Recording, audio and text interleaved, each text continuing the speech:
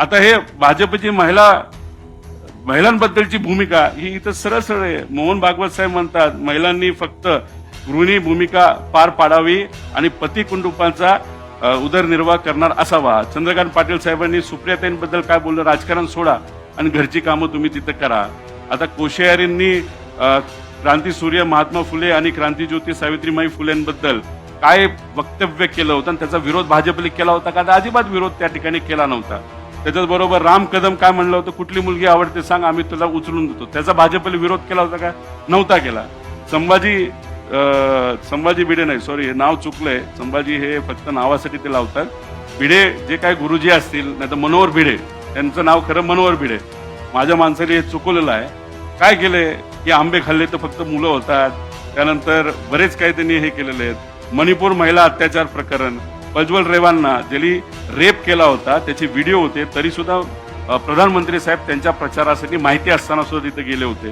त्यानंतर बिल्किस बानो त्यांचा बलात्कार त्या ठिकाणी झाला होता, त्या भाजपने सत्कार केला. म्हणजे ही कुठं ना कुठेतरी त्या ठिकाणी त्यांची सगळ्यांची भूमिका असं आपल्याला म्हणावं लागेल.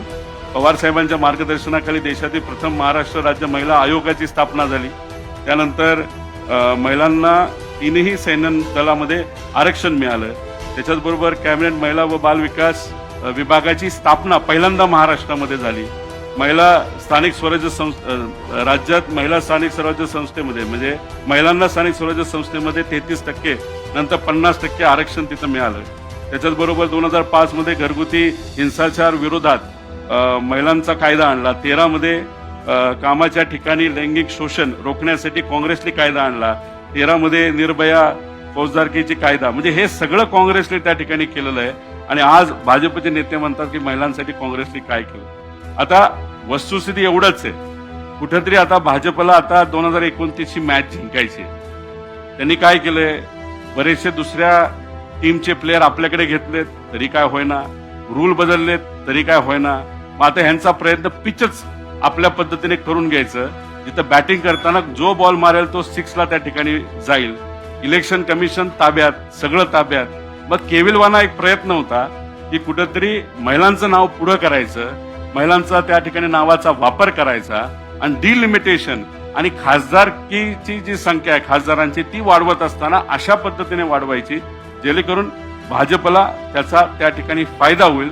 हा केविलवाना प्रयत्न या स्पेशल सेशनमध्ये त्या ठिकाणी केला. आणि त्याच्यातच यांनी काय केलं की वरून एक डॉकेट पाठवलं, टूलकिट पाठवलं, ते सर्व भाजपच्या मुख्यमंत्र्यांकडे पाठवलं. ते टूलकिट ज्या पद्धतीने आलं त्या टूलकिट प्रमाणेच त्या त्या राज्याच्या मुख्यमंत्रीला प्रेस कॉन्फरन्स घेण्यासाठी सांगितली. काल देवेंद्र फडणवीस साहेबांनी प्रेस कॉन्फरन्स घेतली. कदाचित त्यांच्या मनामध्ये असेल अरे हे काय चाललंय, हे योग्य नाही, महाराष्ट्रावर अन्याय होतो, पण नाही, ऐकावं लागते नेत्यांचं. गुजरातचे प्रमुख मोठे नेते जे आज देशाचं प्रतिनिधित्व त्या ठिकाणी करतात त्यांचं यंदा टूलकिट आल्यामुळे ऐकावं लागलं.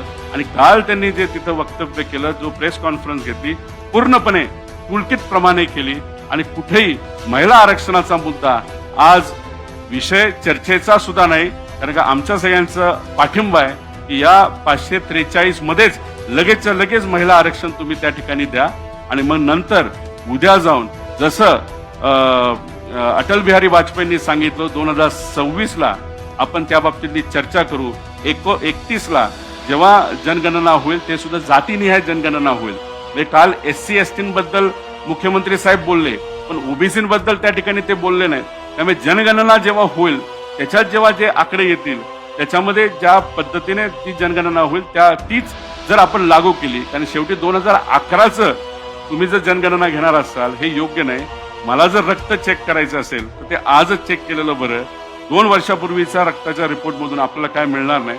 म्हणून आमचा पाठिंबा हा महिला आरक्षणाला तर आहेच, पण डिलिमिटेशन आणि खासदारांची संख्या वाढवण्याचा जो केविलवाना प्रयत्न या ठिकाणी नॉन सायंटिफिक पद्धतीने फक्त इलेक्शन लढण्यासाठी हे सरकार जे करते त्याला मात्र त्या ठिकाणी आमच्या सर्वांचा विरोध आहे.